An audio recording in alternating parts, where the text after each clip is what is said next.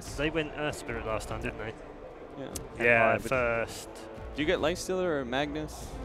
Is there another hero? Like, do you get Lina first? I think they're happy with Magnus because you can do like the Magnus jog. I agree. And they're probably better off not banning Earth Spirit this time around, because then they'd get one or the other, don't they? Yeah. See, they ban away the Magnus. Okay. They knew it was. So now they're going to get best. one or the other, which is quite good for them, I guess. It's kind of like a swap of they take Lifesteal over Earth Spirit. So you'd imagine then Empire go Earth Spirit straight away here. They should do, and this is probably IG saying, why didn't we just take Lifesteal last game? Yeah. We gave them Earth Spirit. We could have first staged the Lifesteal and we didn't. So they'll make sure they get the Lifesteal themselves. They can always play the Slatter in the 4 position role for Baboka. It's such a good combo with Lifestealer. I mean, nothing new, nothing fancy, but Slatter Lifestealer, it wins games. So if the Earth Spirit is one of these two, which we'd assume it is, where do they go for the second one? Do they go Alina? I'm kind of wondering if they even grab the Invoker in the first round here. It's maybe a little early, but as we just discussed, covers 90% of mid situations. Very successful on FN in the last game. And I feel like it'll get banned second round for sure. I feel like Slatter Lifesteal is one of the situations you don't want Invoker though. And there's also the IG Nyx Assassin that is quite good against the early Invoker pickup. But I can kind of see where you're going, Kevin, just because I do feel like, it's game 3. You want a hero that you know you're going to be successful with. And like Invoker does fit that for you in the same way that IG are going to be very happy with their Lifestealer pickup. Lifestealer, I think, is a little bit more meta in the first pick area. Do you think going a Spirit Invoker to start with, and well, they haven't anyway, so the kind of question is pointless. We're going to go Troll. I'm kind of surprised by that just because they do have so many counters to the Lifestealer in their repertoire. Like their whole entire what Chappie plays is like all kind of Lifestealer or Lifestealer counters. I think it's fine for them though. I mean, they've been drafting this pretty routinely. This still gives them the possibility of putting it in the safe lane. Doesn't have to go mid like FN has been normally playing it, but you never know. They could still go something like Sniper later. I don't know. I think it's fine. It's a decent opener. It doesn't necessarily reveal a stupid amount. It can be reliable against Lifesteal. I think but that's the downside to picking the Invoker earlier, is that you kind of give him IG the lay of the land, haven't you? Yeah, they can get the hero counters that they need to actually deal with them well. They didn't have the best last game. It was pretty much what Weaver, but Invoker can deal with that pretty easily. Whereas if they go for things like Nyx, it just makes it a little harder for him to survive. Or look at Troll, like the category I put Jug in, where it's like, it's going to be good. You're going to get value of this. Here's where if you pick Invoker, it could get crushed. It could be absolutely useless and terrible against a Slatter Lifestealer, a potential Nyx Lifestealer opener. There's so many things you can pick to counter and play against the Invoker that is just a very dangerous and risky pick. Troll, maybe it's not going to win you the game, but it's also not going to lose you the game. Definitely more stable drafts this time for both teams. Interesting. IG go for the TA ban. Yeah, I was about to say they've been mostly running Troll mid, so it's kind of interesting that IG are choosing to ban. I think they're just worried about the right-click heroes that could deal with this the best. Because even though they did lose their TA game, she definitely was difficult to kill. One refraction charts will sometimes buy you enough time for kind of a Lifestealer bomb to not actually get a kill in time. So I could see it working.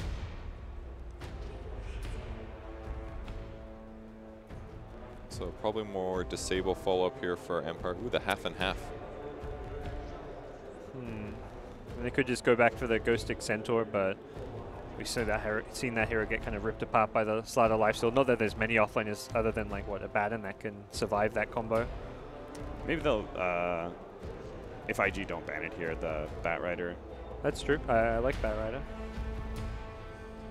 That's been banned, I think, both game 1 and 2 in the second stage, That's like the right kind of approach, I think, against Slatter Lifestealer, saying a bit more elusive, can split push, can just find a pick very easily and quickly. Get the jump them before they jump you, really. That's the philosophy. I don't think IG, I personally don't think that IG we're going to pick up Lina this game. I think they really want to make sure that they have a scaling mid with this Lifestealer pickup. I was really surprised to see it look weak for the first time. Like her right click was solid in the end of the game, but it wasn't amazing. She was having trouble killing Lifestealer and other heroes. But yeah, she's really got to be far ahead. We've seen that she has been effective has been in those Monkey King Lina games, isn't it? She's definitely much more of an early to mid game dominant hero, and we have we in these professional games have not really put her to the test in her late game. But again, I think our late game is more dependent on on being ahead, because you really do need to make that transition into like that fourth or fifth big item that gives you damage. And Arlena was just sitting on like Crystallis, I think, still. So Outcast gone. Relatively Yeah. predictable with that. You know, another thing I really like about the Trolls, it kind of protects slightly against the Silencer pick that IG might go for. So it's a pretty fast BKB hero. Doesn't really need to cast spells to do damage. Doesn't even need to remove silence half the time to do damage. So, but maybe something IG's still thinking about. There are a lot more mids that I'm happier with for Team Empire as like a fourth pickup than I am lots of options safe here, isn't laners. Even though what do the you fact mean, that team, like I mean that like Invoker, SF, like those kind of heroes I would still be very happy with for Team Empire, but it's like this weird contradiction because Team Empire have been running more troll mid. Yeah.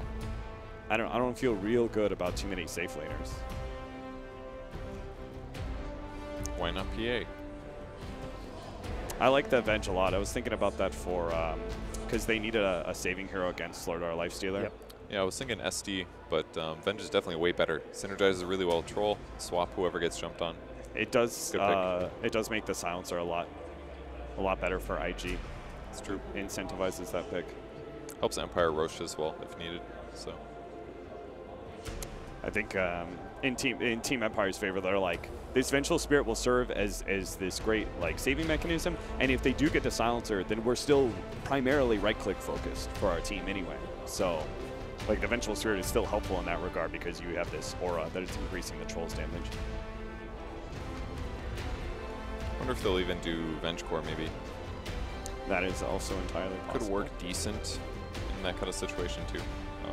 They can always change it up. The gank is pretty solid. Venge Earth Spirit sounds great to me. Oh, you know what would be sick? What? They switched it out and they did Safe Lane Troll and they did Mid Medusa. Let's hear that. Benefits decently from the battle trance. Yeah. If only you had an Ogre instead of an Earth Spirit. Yeah. Medusa is definitely a hero I feel like is underpicked against these Slider lifestealers. Outside of like Team NP, we're not seeing it much. All right, well, there goes that idea, Yeah. guys. Support. Yeah. Coddles on the board. Yeah, that's actually, there's a lot of things that can ruin Medusa's day. Yeah. No, you gotta go that Lotus Orb Medusa build. That's what Envy did. The Blade Mail Lotus Orb. Yeah. Man, I was casting that one. I really tried to give Envy as much like openness and ideas because occasionally he does come up with. And you could see what he was doing. You could see what he was doing. Yeah. It was just. The Blade Mail seems fine. The Yeah. Lotus Orb, it's expensive. Yeah. Every time I buy that, I'm like, I just spent 4,000 gold to not use this at the right time in that team fight because I'm bad. It's like, why do I always buy this item? Are you saying Envy's bad? No, Kevin? it just really fails me, and then I'm like, this is 4,000 gold. Yeah, bad They're again. gonna With just Troll. stacking heroes that don't die to Slider, Lifestealer, stat-heavy heroes. Like they just want to not die to that combo. And you can remove off mana leak, amp damage, solves a lot of those issues. Nobody has to buy Lotus Orb now. There we go. Are we really liking Solve Team that Empire's problem. lineup again? I'm I think liking it. so. It's kind of cool. It's like we haven't seen, to me, like IG's mid pulls it together. Like they need some for good sure. scaling mid, but some of the better ones that we've seen for OP have been taken out. So what do you think their mid's going to be? Something tower hitter? Well, I guess Lifestealer can do it, but I feel like something like an SF could work. Yeah, SF. I always like SF Lifestealer with the minus armor. I didn't ban the Terrorblade this time either. SF is a little like I like the SF, but I feel like SF is also still a little like he's quite susceptible to troll. I think in that regard, that he's I was like just thinking you Storm. need a very Ah. mobile hero. Yeah, Cuddle Storm. They got the Cuddle, so. That's very nice. They had weak disable on Empire, so except for the whole Earth Spirit Earth thing. So It's also a hero, Except for everything that Earth Spirit is. What an annoying 4-position hero. a hero more associated with OP. Like I don't think I've seen OP play SF, where I've seen him play the Storm quite a lot. So. Yeah. He's normally playing the like more magic damage mid heroes, whereas Burning will play the right clickers. gives Lifestealer 2 bombs too. That part's pretty nice. Yep. As soon as he hits 6, they can do a quick rotation somewhere. Yeah, I was going to say I think they really should grab the silencer if they could get it, but no. So is there any other support that you put value on, or is there an offlaner that you put more value on? Because our Slardar can still switch between these two. Yep.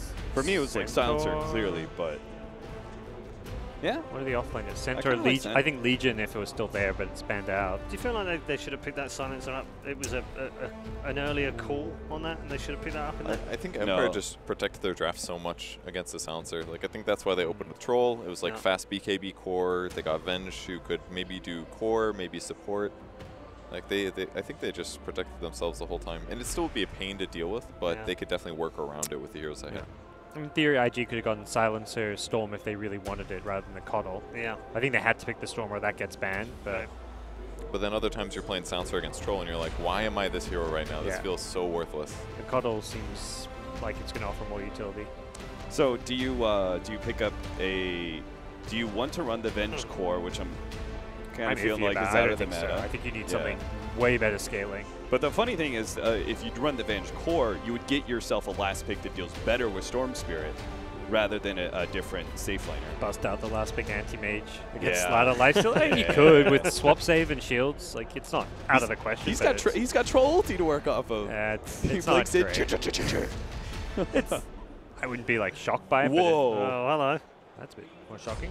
That is shocking. So where has that Winter Wyvern come from? Well, it's Venge plus Troll Warlord means they can kill each other very easily.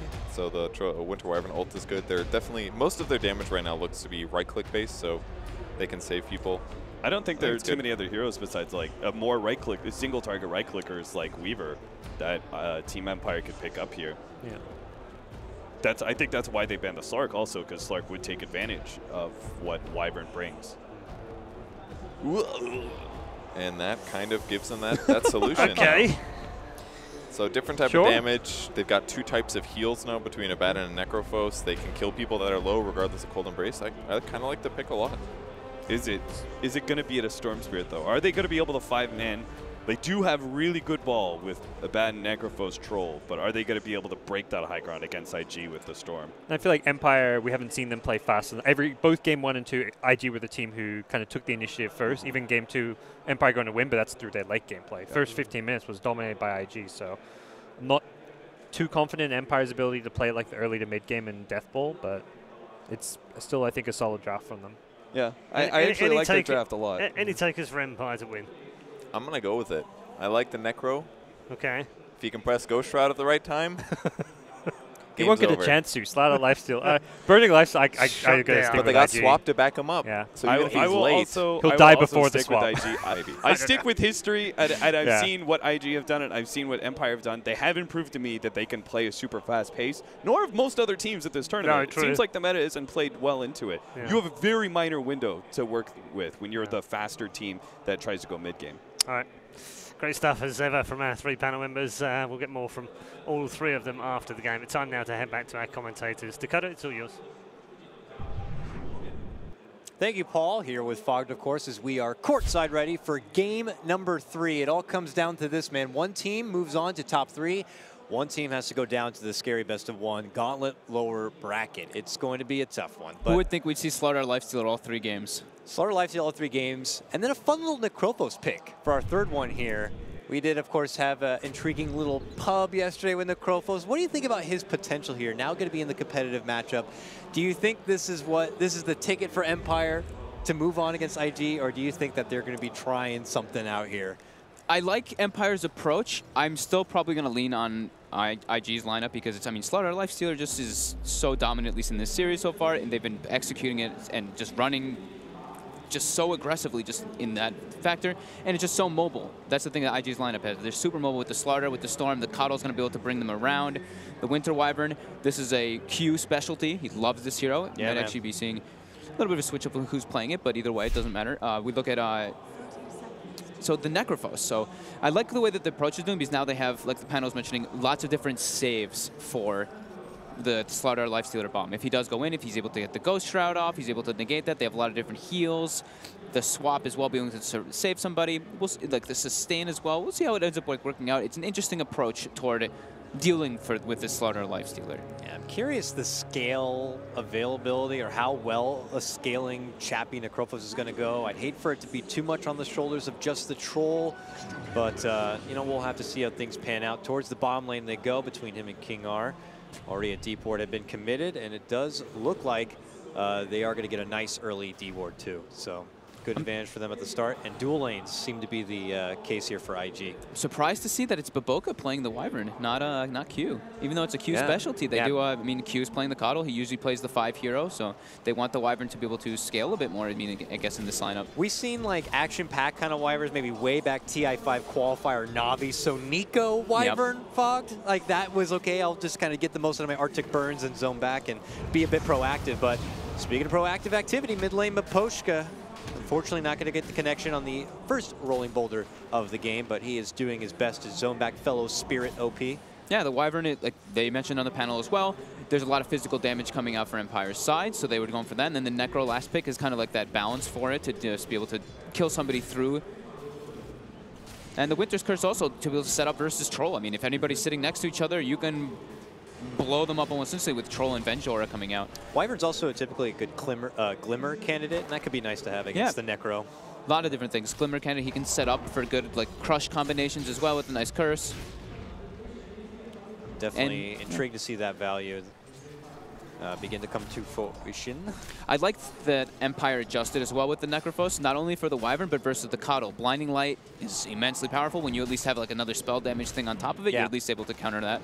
And he's normally like stand, plant, and kind of fight, so even if he's hit with a mana leak, it's not like he's trying to run and chase down. He's not the fastest old guy. He's there for the long-winded fights. Yeah, and it gives them that push potential. You know, if they do get that 5-man group lineup, if they come out of the lanes ahead and they have Necro, Abaddon, Venge, and like Troll just running at your towers, they have so much sustain. Chappie getting some pressure on the blast is a bit off the mark here, though. That's why I love playing Coddle in the off-lane setup. I know normally we've been seeing a lot of people like keep him towards the safe lane as a babysitter, or even just straight up go greedy in the jungle. But here, can obviously pressure opposing safe laners with the blast. Mana leak, if he favors getting early, could be a bit of a headache. And also he can blast down those side camps and pull aggro easy too.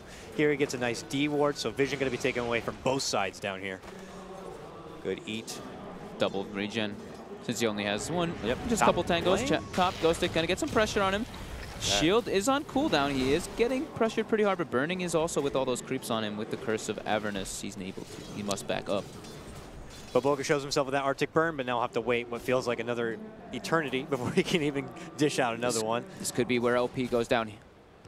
Okay, now OP hanging behind the tower quite a bit, but as you see, Earth Spirit was also flirting there a bit, but no easy opportunities on that front. Looks like he may just take his business elsewhere.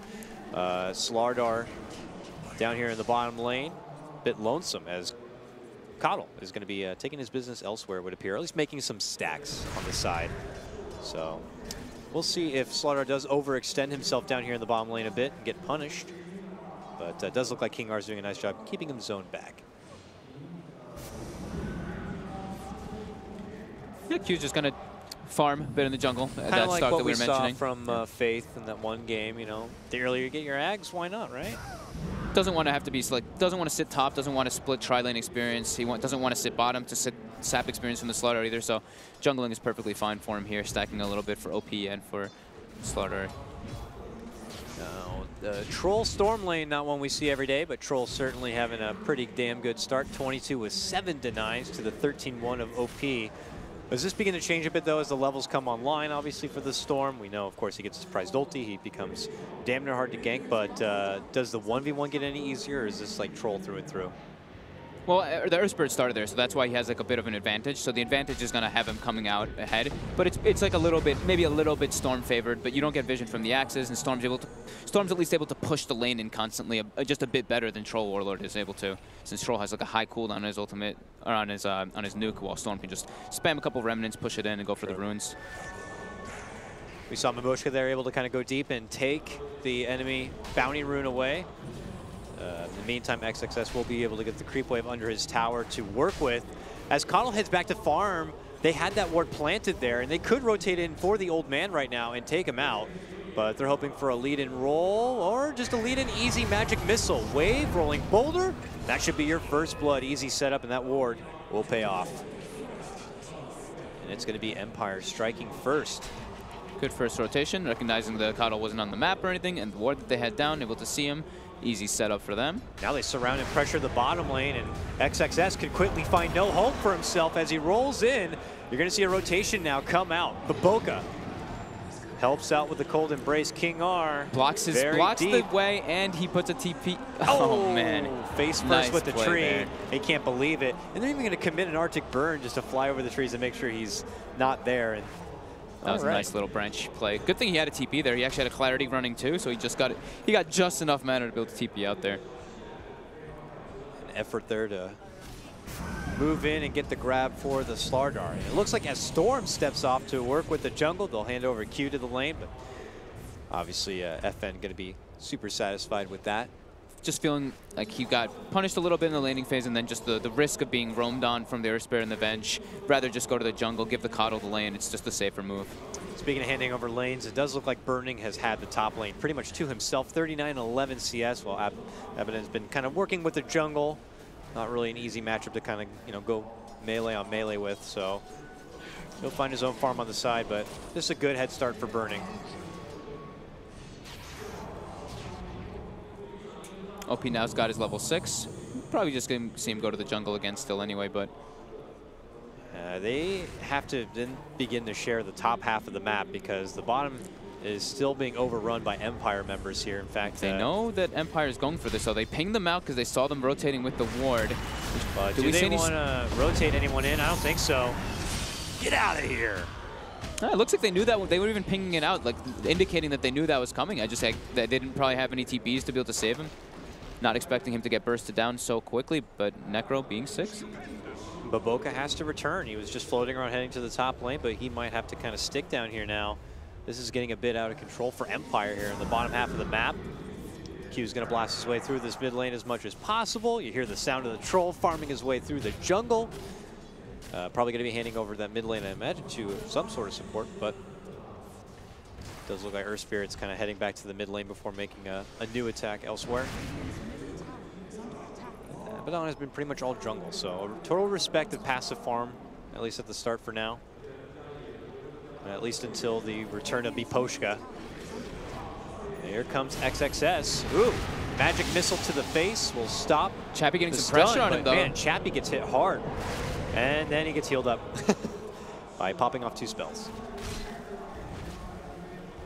It's a deceptive thing, and that's something like when I said, like, I don't even personally feel like I know Necrophos through and through yet, and if you don't, you get in situations like that where you're diving onto him and you think on an easy kill, and then he pops off that ridiculous, like, decrep form and heal, and he just gets all of his life back, and you just suddenly you're sent back into the next dimension under a Reaper sight. Mid lane, deep commitment, going for the Coddle, and they connect in with Rolling Boulder with the Boulder Smash. The finish is going to be there from Miposhka. Rotations in though from IG, and it is going to be OP, able to get the snag on Miposhka on the other end. Yeah, the whole thing about like the Necro is just like he works so well with items. The items are just like amazing because like if you get a stick charge while you're ghost shotted up, it gets amplified as well. Let's say you have a mech, not sure if he'll go for it this game, but if you do have any type of extra healing factors, it just amplifies it so much that you can just turn fights into a good margin. And since they're versus the Slardar Lifestealer heavy physical damage, if he does get that ghost trap off, it completely nullifies the initiation.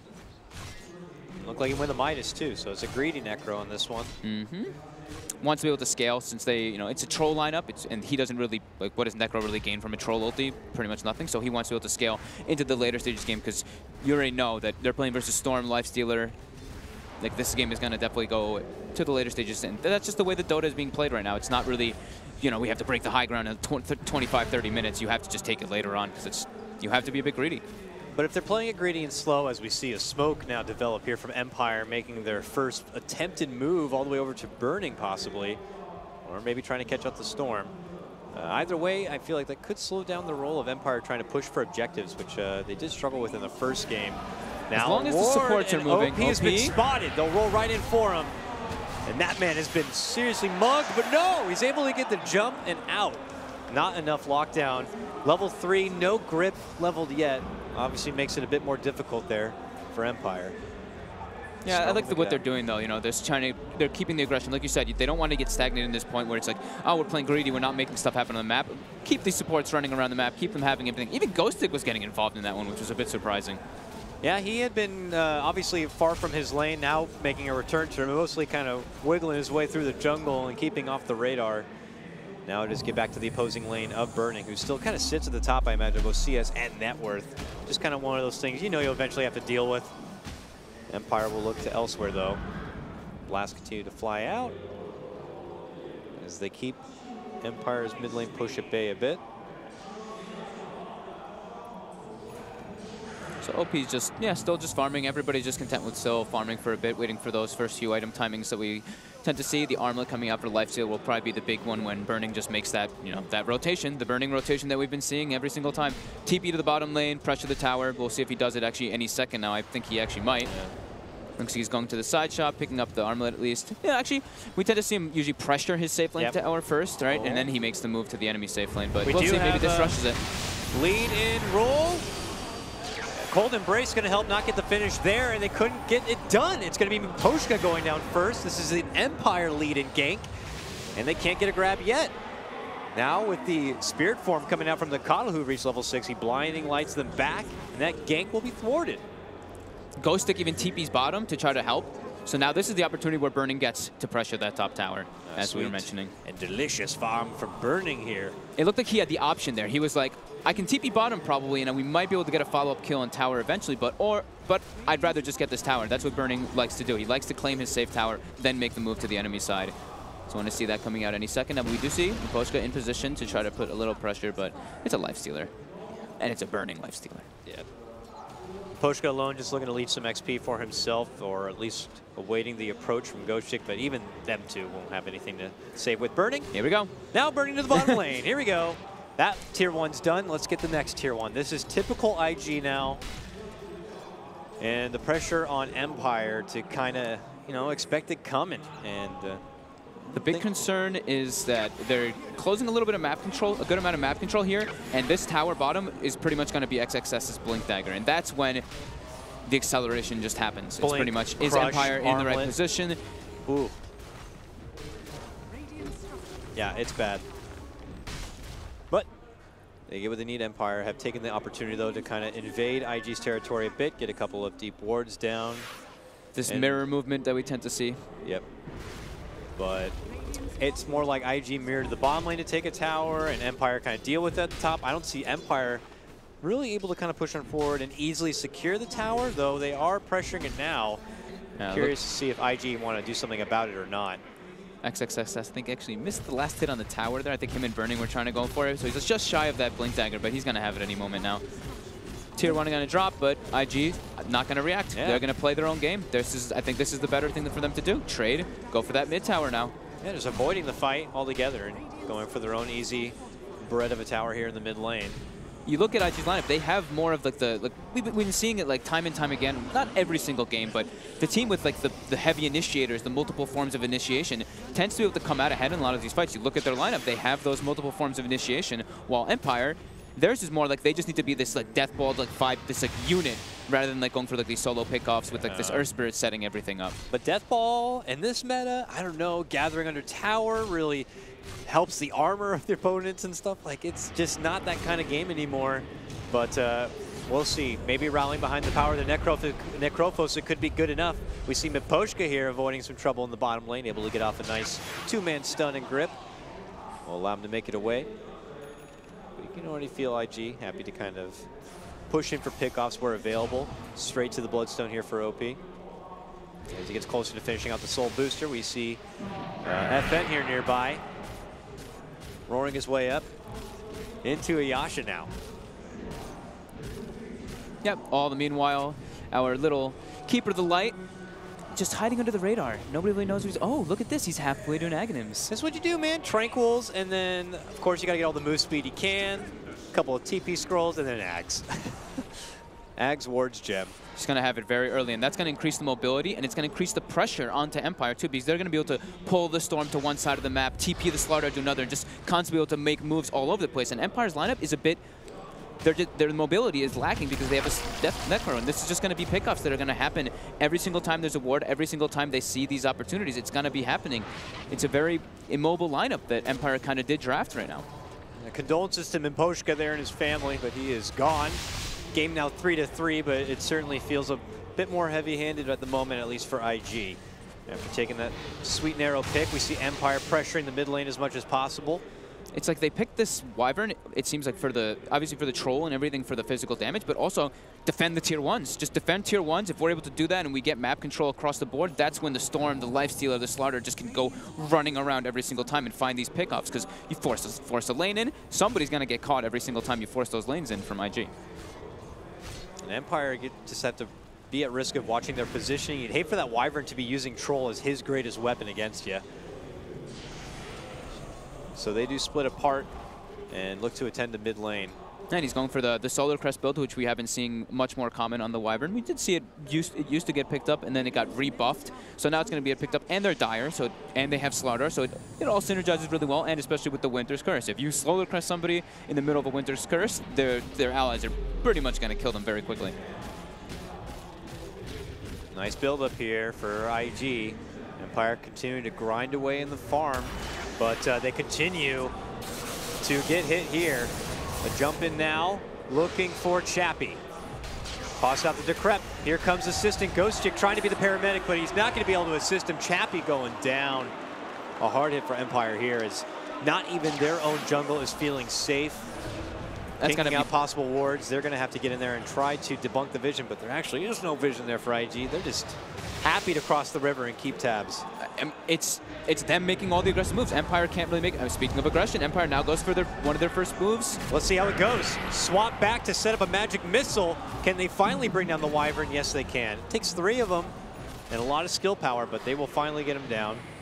And now looking for a follow-up on the tier 1, but he's one of the best tower defenders in the game. Blinding Light fends him off. A blast takes out the wave. Wyvern's going to be up soon too. The Blink Slaughter with an Infest. Storm Spirit already has his Bloodstone. They have Desolator online. This could be very scary right now for Empire. And yeah, before it even happens, they have to split up again. And now this is where it's going to be IG coming at him again. The mobility that we're talking about. Empire's forced to kind of move around the map, and that's when they're just open to getting ganked. It's just gonna happen. One of them is gonna get picked off here. And here we go. Coming in, it's gonna be Miposhka. Just get brought down in an instant. They're going for 2 though. King R going into OP with the Bloodstones, leading up the charge. Empire want to try to fight this one off, but they've already been hit so hard. That side not gonna do so much. Oh my god. And Ben just shreds right through the Necrophos. Oh my. Q happy about that one. Ghostchick forced back. IG.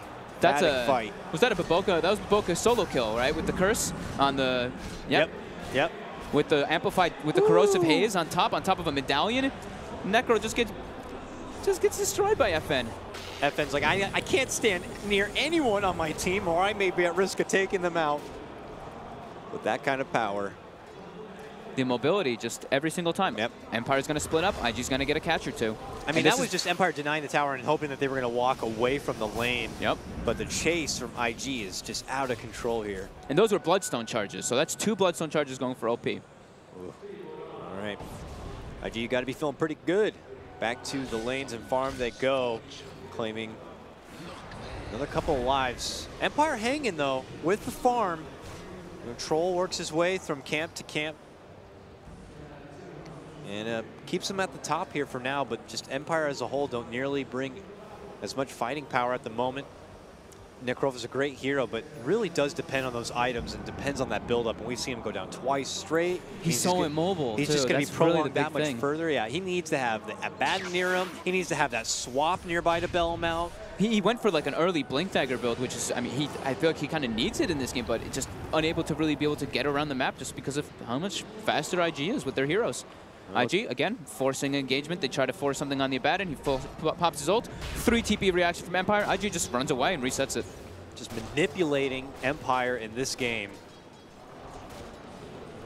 And Empire, unfortunately, looking closer to game number 1 than what we saw from them in the previous, where they were able to kind of dictate things from here moving forward. They smoke, though, and they might actually catch some IG members in the river. Nice quick grip, swap back. They will give a forgiving pick on XXS here. Yeah, nice little kill. They might be able to actually go for the Roche here. They do have the Terror on cooldown here, and there is going to be Blinding Lights and Kato Blast and Wyvern coming in. Let's see if IG is able to make it in time. It looks like they should be able to. They've got Aghanims. It's daytime as well. Oh, this could be a disaster for Empire. Already bumps FN out of the pit. That means Ghostchick has to solo the Roche for now. FN, does he really want to waddle back in there? He does. A new blast is going out. He's trying to go for the finish. They hit him with a mana leak. A new blast flies through. He just pops the borrowed time. They give him a new shield. They're looking to go for the finish. He pops out the ulti. He's looking to burst him down. Can he get it done? They blast him back. Burning gets the Aegis, and he gets the last hit. Sneaks in and gets the last hit and the extra life. Look at Chappie. He got stuck on the high ground. Blinding lighted on the high ground, I believe. And OP goes in right up there to get the finish. IG all day here.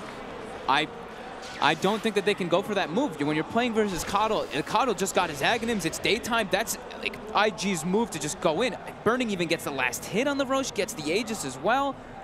Oh, man. That wonderful timing. I mean, obviously, most attention to that blinding light was to bump him back as the Roche died, but the convenience of happening to bump what looked like the Necrophos to the high ground, making that Ags feel so clutch already. That was a sick play by Q. It looked like that one was almost planned to push him up there even.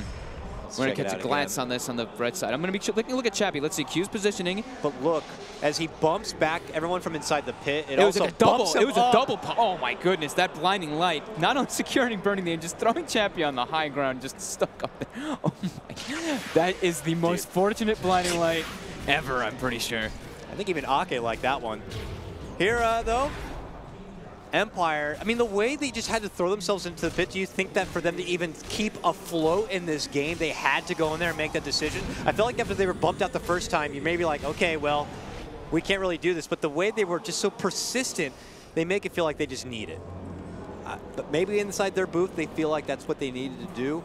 But now they're, I feel like even a bigger deficit than they were at any point in this game. Yeah, they didn't, to be fair, they didn't see the Coddle Ags until, you know, like almost last minute. But then FN ran in and committed. You know, he went for the full committed. So they felt that, you know, they feel the pressure. They're like, we need an Aegis. We need something to deal with this Slaughter Lifestealer. We just not able, like the Venge isn't able to swap people in time. It's just the mobility from IG, again, over and over again. Here comes IG with the benefit of the extra life, bringing the pressure, top lane Ori pressure towards the tier 2. They get the mid lane nice and deep. They're going to sap and take away all that sweet, delicious farm in the nearby Empire jungle. And Empire are now going to be quite restricted here. They have one offensive ward out there, but they're going to be a bit in the dark as far as what's happening on their own home turf. So if they're looking to get out there, they may do it under the guise of a smoke setup play. We'll have to see. It has to be a smoke. There's already a ward set up there. See if they're even wanting to contest this bottom tower. I don't think so. Yeah, they're moving through the outskirts, but even IG could rotate up north there and just have a better high ground positioning near their shrine. But Chappie's like, no, the Ancients are down. Blinks to the low ground to rendezvous with the rest of his team, but they just seem a bit lost in the world at the moment. The net worth still seems to be like relatively close. I know the Slardar and the Coddle are pulling a bit far to their head, so it's probably like 7,000 or so leading for IG, but it's still like not that horrible for Empire. They're just not able to find their group of like 5 able to fight properly. Just IG always like manipulating the fight much better than them. I mean, you lead in, you get a decent lengthy stun with a boulder smash and a magic mill on top. This troll could burst his way through maybe anyone in front of him. Yeah. But it is that support staff of IG you have to look out for. A quick Wyvern, a quick Crush. Not even a 7K gold lead. It's only about 5,000 going for IG, so that's, you know, they still have a lot of potential gold coming out from Empire if they're able to grab some of these towers, but IG just always constantly on the aggression. I don't know. I mean, now I'm looking at it, and I'm seeing a Coddle slowly raise a net worth even above, ahead of the opposing offlaners. Oh, Scan coming out. They do miss on the Crush for FN, but here we go. Burning's in. He thinks he's manning up against the Slardar, but then Burning pops out, and suddenly FN just goes full man mode and just wipes out his extra life. But then OP steps in to make it a more fair fight, and he quickly gets a hold of FN and just takes him right out of the picture. A double kill for OP. FN felt good at the start of that one, but then the posse of IG showed up. I really like the way that XXX played that. He was like, he could have just stunned and like kind of ran and kept like man fighting the troll, but they would have turned on him and killed him. Yep. Rather than that, he's like, yeah, Burning has Aegis, whatever. Burning can die here, it's okay. Coddle's gonna recall the Storm in, and then that mobility that we're talking about. Even though Empire are able to get a little bit on the aggression there, it's a reaction. Yep. IG just reading the map, reading these fights so well. And back to the drawing board here if you're Empire now. These cores really grasping at straws for items. We see Necrophos, he's got the Blink Midas, and now Ag's done. If he's able to get a hold of him, they could burst enough with the power of the troll. They could send someone out of the game for quite a while, but getting a hold of him is going to be tricky. We already have acknowledged the tremendous amount of sustain and mobility that IG have here. And they're getting to their very peak timings now. Orchid coming out for the Storm. He's got 17 Bloodstone charges, and he's level 18. So this could be a play now coming onto FN. We hear the recall coming out. Yep. Looks like he pulls XSS and Burning to the top lane here. It's daytime as well. They have vision of FN and King R and Ghostic. They even, I think they may have, no, the smoke actually came out right afterwards, but they did see 3 or 4 heroes in position, so they should be aware that a move might be happening here. Roll in. It's going to be Miposhka looking to cut someone off. They've spotted Q. He gets off the Glimmer Cape, and they're just going to have to let the old man go down. IG thought about stepping in, but there's just a lot of Empire members here, and they'll have to step off and just kind of hand the jungle over to them. I think they're all right. They're okay with this. It's, Yeah. you know, it's the Coddle that died, so it's like, didn't really want to lose him, but they commit 5 heroes for that of smoke and everything. Now we're able just to push out the side lanes, and the same thing. Mobility from IG. They can even go up there and maybe even try to defend if they want to with the Coddle and the Wyvern, but still got to wait a little bit for Keep the Light to respawn. Yeah, I guess they don't even want to bother risking going for that defense at the top. They're just expecting that Empire with that Coddle kill, they're going to walk through the jungle, they're going to set some wards up. They don't want to risk giving up any unnecessary kills. Yeah. IG can just kind of mirror that, work through the Empire jungle, plant their own wards, and take all that farm away themselves. Accepting the fact that they'll just lose a little bit of objective damage there. Good to see that Empire can still like bring that aggression though, right? Oh, yeah. Even though that they're so behind, you see them push because like trying to force something to happen in some situations. Yeah, I mean, if Empire were not able to even get that gank and the Coddle somehow made it away, I mean, I'd feel really low here for Empire, but they pose a threat, and IG do still respect it. And here they look to come back and claim their own jungle. You'll see the same thing happen here for IG. Has IG been able to pick up a gem yet? I'd imagine it's going to be something coming online soon enough when you already have that Agnum's Coddle. But he did go down recently, so it looks like they're going to hold it off for now. IG instead go back on the move. They get a smoke. They head down mid lane. We got Backpack Burning here for XXS as he just beelines it. Now he gets up a nice boulder smash, but he ends up rolling right into him. So, of course, he gets taken down immediately thereafter. That day vision. Yep. Unobstructed day vision from the Coddle means walking map hack nearly. So they've got about a minute if they want to try to claim for this top tier 2. They should be able to. And we'll probably see, like you mentioned, that gem being picked up for them quite shortly. They drop a ward down, but it was under the watchful eye of Empire. It looks like they didn't bother checking or scouting out the high ground ward there, so Empire at least will get that bit of know-how. But at least till the near future, it is going to be IG pressuring. It's time to go in and finish out the final remaining tier 2, and then we're getting closer to Roche time if you're IG. IG doesn't look like they... we see some pings coming out. It looked like some IG pings on that mid tower, so they do want to defend this one. Oh, Boca you're now right. setting up. To the Shrine and to the tier 1. But Boca will slow down the wave himself first, but Empire won't stay. Not wanting to give up anything at all. No map control that they want to give away for free. Still, FN getting close to that BKB at least, so he'll have like one tool to be able to actually deal damage in the fights instead of just getting like mana leaked or blinding light and getting bursted down. But oh, I like this pickup from Burning next that he's going for. Diffusal. Since he's playing for this versus the Necro, he's going for the Diffusal so he can purge off the Ghost Shroud. Yeah, that is vicious. I think it's a very necessary item pickup. Yep. Here, Empire will be able to kind of fend back off. Still unable to even get that mid-tier 1 down. It's been a very tough series for Empire to kind of take early game objectives. It just looks like effortless for a team like IG, and it always feels like a struggle for a team like Empire, but... Yeah, it's like IG's always just like a couple seconds ahead of it when they were going for those like tower sieges as well. It's like they don't have that hesitation, it seems, where it's like some teams it's like, oh, we like they already started like running back to kind of farm, and then it's like, oh wait, this guy's dead, we should be hitting the tower, or oh, we see the slaughter bottom, we should be hitting the tower. Yeah. IG's had like no hesitation whatsoever when they go for those type of tower sieges. Could be into like who's calling the shots. Like, you know, if one team has a support who's able to keep their eyes on the map, that much easier to scout out things like that. Whereas for other teams, maybe you have a core shot caller where they're kind of busy, obligated with their farms. Itemizing, they don't really quite see the map as easy.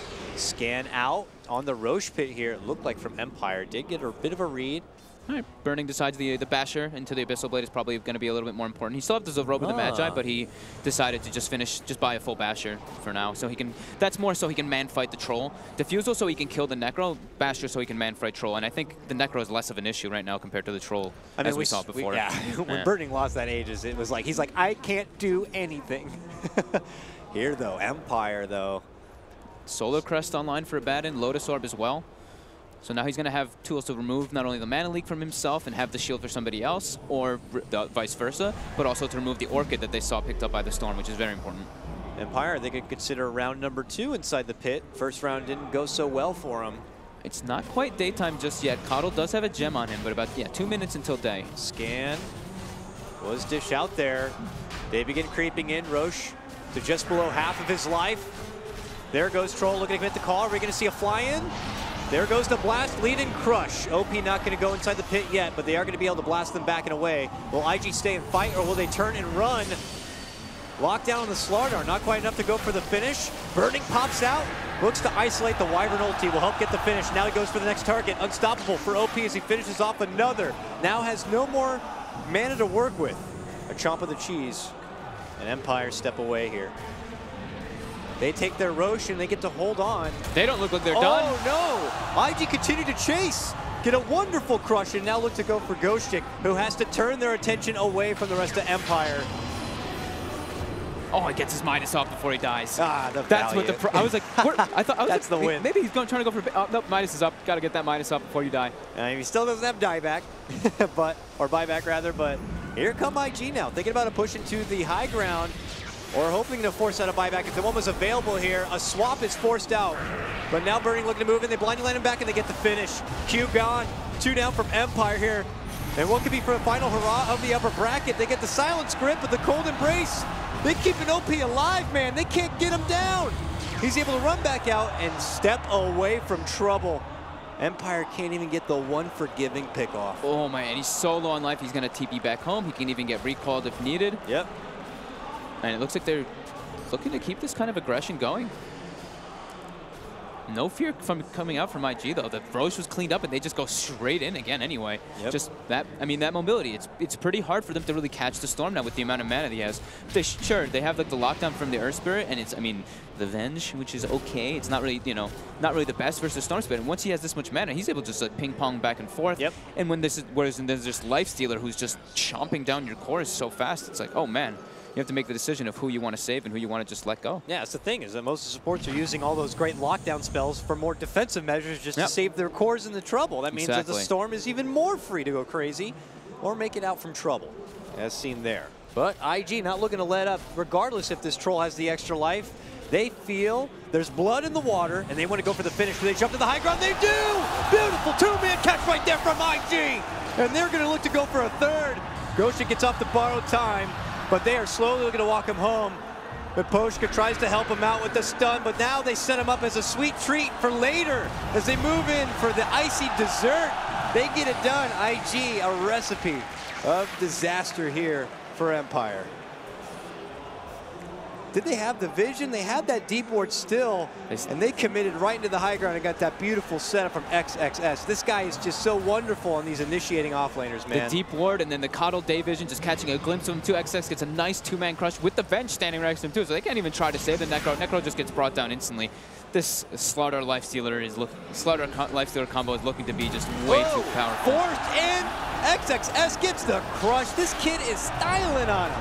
Now they'll finally have to burn through the Aegis and some buybacks. This is a hard hit to the piggy bank for Empire, and IG recognize that. They just pull away knowing they're winning. The aggressive 4 stabs. Always good to see people doing that. Does force the Aegis out, forces a buyback as well, yeah. Everything that you really want coming out for IG right now. Last few items going to be being picked up soon. BKB coming out for OP in a few minutes. 26 Bloodstone charges, 0 deaths. On Storm. Hell of a Storm game right now. And they like kind of, I mean, pseudo dual laned him a bit in the early game too. He just resorted to the jungle, and then since then he's had very good positioning in the team fights and recognizing when he can and cannot just overcommit. Like that base was, you could say that was like a bit of an overcommit. He had like 200 HP, but just enough mana after the chakra to be able to get out. Not a lot of answers for Empire to stop the blue man. Yeah, it seems like us in the panel were talking about, the Venge pickup was nice because they'd be able to do that like kind of counter initiate thing where like the guy was getting focused to get swapped out, but we're not able to see that because it's like they're not able to get in the position, and again it just comes down to, I mean, I'm just beating it to death, but the mobility. Mobility is key, and vision worked out so well for IG in this one. Getting that early Ags getting some great wards down. Early mana leak, bump back. Nice Lotus to remove it. Long jump in, and it's a Spirit on Spirit hate crime here. The Storm takes out Earth, trying to push out simply in the bottom lane. Earth knows that he has a buyback for any potential defense. He's just trying to give some breathing room here to Empire for what could be soon the final hurrah of their upper bracket run if they can't defend it here. Looking to stay alive, but they slide on in, looking to go for the Necro. A long swap save does come out, but they will get the quick burst finish onto Q. The buyback going to be forced there. Troll looking to move in, isolates, targets down, burning, getting jump them down, they can! With the help of the Scythe, they will get it done. They will get their own fire back, though, finishing off the secondary support, but credit to Empire, taking out the big meaty target and burning on that push. Perfect timing by FN's BKB there. So he wasn't able to get like pulled into the Winter's Curse. He's able to just focus down burning and get brought down. Those bashes. More time on the clock for Empire now.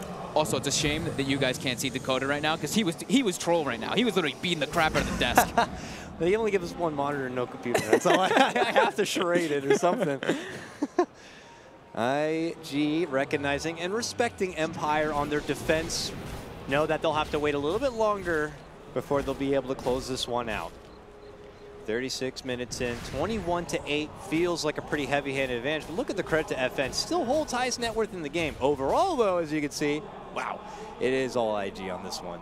20K XP, 15K net worth.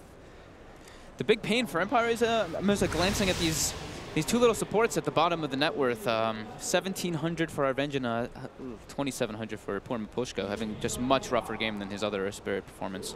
Yeah, that's normally me in the pubs, down there in the depths. Someone's got to do it, though. That clutch save kept Necro alive, kept Empire kicking. Yeah, that time we saw it, finally. Yeah. We're like, nice, the Venge actually gets the swap off, and we just mentioned it. It's perfect. Okay, though, it looks like IG ready to go back in. Round number 2, possibly. As the mid lane is getting forced on in. Credits to see the support staff IG holding strong. Devastation of that Wyvern ult set up appropriately. Yeah, it's scary. Empire has to really watch their positioning. Empire creeping out, though. Recognizing IG have made the sweep down to the bottom half of the lane. They take this quick window of time to try to move up, de-ward, ward down, do whatever they can.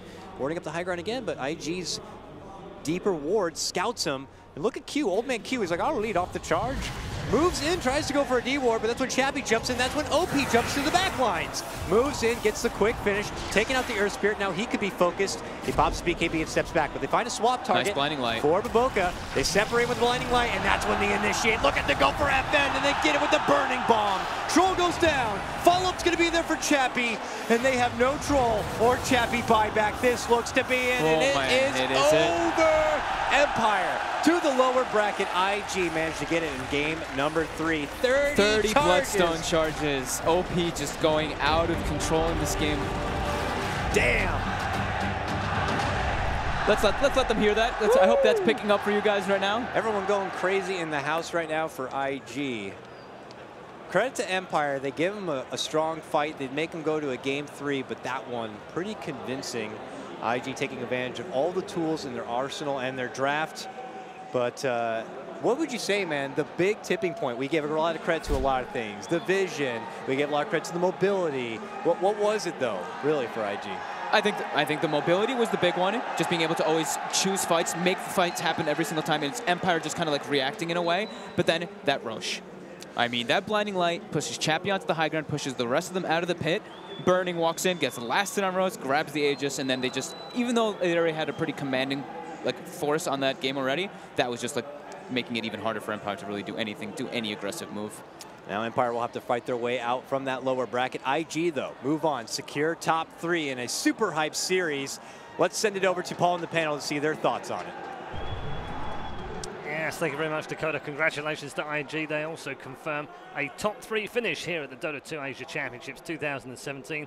Empire now have it all to do through a lower bracket. We're back with Purge, Capitalist, and Goz. Kevin, we'll start with you. In the end, IG have got there, but that was much harder than it should have been, surely. Yeah, it made me lose a little confidence in them. I still think they played really well in the first game especially, but They definitely had some issues. I feel like this game was a little bit more dropped by Empire than it was IG played amazing. I think the Winter Wyvern had a phenomenal game. I think the Cuddle obviously had a phenomenal game as well. Mainly in this moment here, just really the most ridiculous blinding light I've ever seen. That it did two amazing things that were both perfect at the same time. It was pretty incredible. But I feel like in this fight, for example, Empire should have gone somewhere and used Reaper's Scythe to kill a man and then gone and take Roche, for example. But like that's something that Empire could have done potentially to put themselves on a good place. But after their good 10-minute start, they kind of just sat back and fell off a little bit. They didn't get proactive getting things done on the map. I agree with you, but I think then that goes, like you look at their draft and you say, how do they go find a Reaper Scythe kill? They don't have that easy ganking tool that IG have. IG, Infest Ladder, easy pickoff. For Empire, their initiation is like, their best initiation is a swap, but Venge, you don't really want Venge leading a smoke gank. Earth Spirit is unreliable until he has like a Blink Dagger, so they don't have that guaranteed way to get a Reaper kill. I think that's exactly why Empire failed to execute their game plan, in that like they had to be the ones setting the pace. The fact that they did not claim that mid tower that whole entire game says so much about them. Like they should have been able to claim that mid tier 1 before the Slaughter picked up his Blink Dagger. Like that's the kind of timing you're looking for. You shouldn't be forcing yourself to like look for some sort of like smoke initiation necessarily. You should already be determining the tempo of the game by pushing down towers and forcing IG to come to you in your strong team fight lineup that you were supposed to get with this sustained lineup between Necrophos and Abaddon. Yeah. Venge and Earth Spirit both very ineffectual in that game. They were great early game for sure. Like the early game from Empire was definitely played well, but yeah, late game the support output for IG was definitely better. I mean, almost every time Winter Wyvern ulted, that's a kill. Coddle as well made the Blinding Light made all of their cores less effective, and definitely the Slaughter Lifestealer combo felt really good this game. It was such a good solution to what the cores of Empire were. I think Catch still goes, like, I mean, not just Slaughter Lifesteal, but the Storm. Like, look at all of the last 2 or 3 late game fights. Earth Spirit doesn't get to use a spell. Storm bowls in on him, deletes one hero. Slaughter Lifesteal, they go on another, delete another. So there's no real option for Empire to guarantee kills in those fights. Outside of like getting like a really nice like Reaper Scythe at a good time, it was really difficult for them to execute their draft. And almost every time they actually did go on somebody, he would get Cold Embrace, and they'd be like, well, all of our damage at this point is physical. Maybe I feel like Abaddon could have gone Radiance instead of going towards, I mean, he needed some armor to survive Slaughter, but... I liked his build because it was meant to counteract that initiation with the Solar Crest. It just didn't pay off, though. I felt like it almost never was there in time. Like, Solar Cresting somebody when they're at 40% HP is borderline worthless, in my opinion. All right, let's take a look at the scoreboard and check in with all of the stats from our third and final game of the second semi-final in the upper bracket. As you can see, it's not good reading if you're a Team Empire fan. Very poor games all round from them, but at the other side of things, yet again, OP putting in an absolutely astonishing performance on Storm Spirit. 10-0 and 11. I think Cap at one point, you said I think he was involved in 11 of the 12 first kills, I think? No, it was like he had like 27 Bloodstone charges, right? So that means he was a part of 15 kills and did not die at that point, right? Like, that's really impressive. But again, I think that's like, if you're Empire, like, you were never supposed to get to that point. And I think that's why we're also, like, at least I was pessimistic about Empire for the reason that, like, nobody else is running a lineup like that, right? Nobody else is putting themselves on a timer of, like, okay, let's push, we hit these objectives at this certain time. Nobody else is doing that, right? So I didn't really feel confident about IG all of a sudden, or excuse me, Empire showing a change in the meta with this tournament is set so far. Yeah, and the difficulty for them is that in a way, you're asking them to do something that they're not very comfortable at in the game as well. And that heavy kind of push early and aggressive get involved straight away didn't seem to fit them today. But yeah, in the group stages, we saw them do that. They're capable of doing it. They're capable of being aggressive and taking more pickoff games, but I'm not sure if like putting yourself in the timeline of like team fight, like 5-man balling into towers and playing, you know, like there's a much higher threshold, or I should say a much lower threshold for mistakes when you play a lineup like that. And that's why all these teams like these outs. That's why they like the versatility in their lineups that, you know, goes into late game. That's why, like, every single game we've seen so far on the main stage, right, has been, whoever's had better late game even in the groups won. as well, I think very few games were ending sub 30 minutes, weren't they? Yeah. So I think there's, like, you had a very one-dimensional draft, and so you have to execute perfectly if you're going to give yourself that. End of the day, I'm still blown away by Empire, though. Like, They've had a great they tournament, did, and they're still we're not looking out. Yeah, they're still not out. We looked at IG like this is maybe the second best team after OG.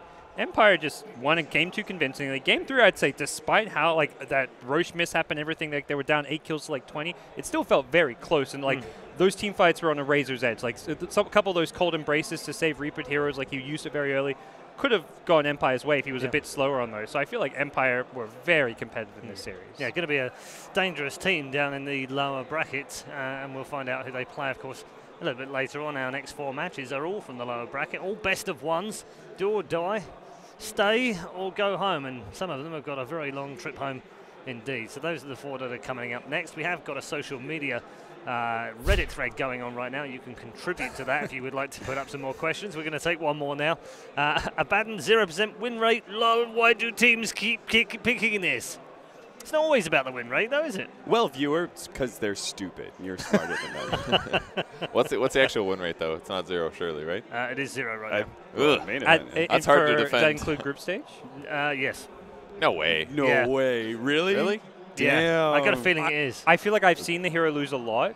I never feel like it's Abaddon's fault, but I always feel like, man, imagine if they had initiate, like they don't have catch.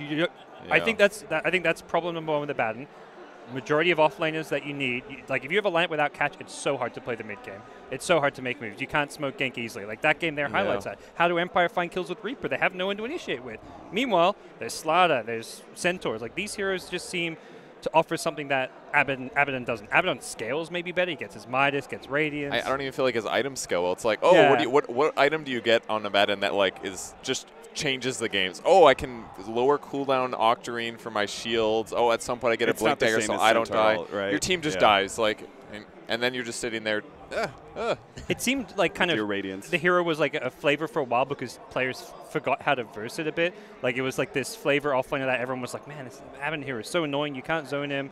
You can't beat him in lane, but just let him. It's like Viper. You let him win his lane. It doesn't matter. Yeah, I think we were, like, if you dial it back just a little bit, I think we were a little bit more, we were a little bit more 5-manny in that regard, and so having really strong lane pressure heroes was really valuable. So you get like this Abaddon who would pick up like Helmet Dominator, and he would have this like constant presence in his lane. Whether he would actually be in lane or not, it would be his creep in lane. He would always be pushing out that lane, especially after he took the tier 1 tower. He'd leave a creep up there, right? So you have this constant pressure, like one lane is just controlled.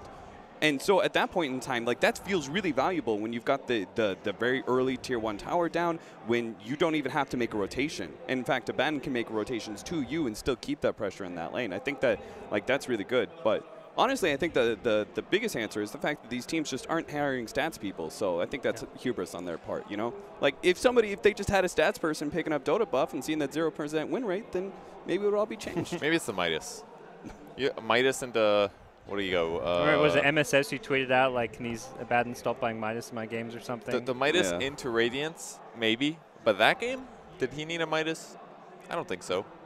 It's like a hero. It's like, what item can you get? You can get like the drums. You can get like Cap said, get Helmet Dominator. That way you can pressure the map. It's actually cheaper than the Midas. It doesn't feel as good anymore. Like now you're more reliant on like the look of the creep or whatever you get. It's slightly more expensive. I would doesn't give you as many stats. You can't get it versus Lifestealer really. You just infest, kills at 125 gold. That's true. At least I wouldn't want to get it against Lifestealer. I would almost say you need to like actually literally just dial back patches and go for the old like sustain lineup on Abaddon, go mech, and then allow your Necrophos to be able to go like the Madara build and like Rod of Atos into Aghanims. That's a better way to react to the Lifestealer bomb. You can't like shield and heal some guy when there's like 3 heroes clumped and like going crazy. But ultimately, I think like we're finding like different ways for the same problem in the draft. Like I just don't think it fits.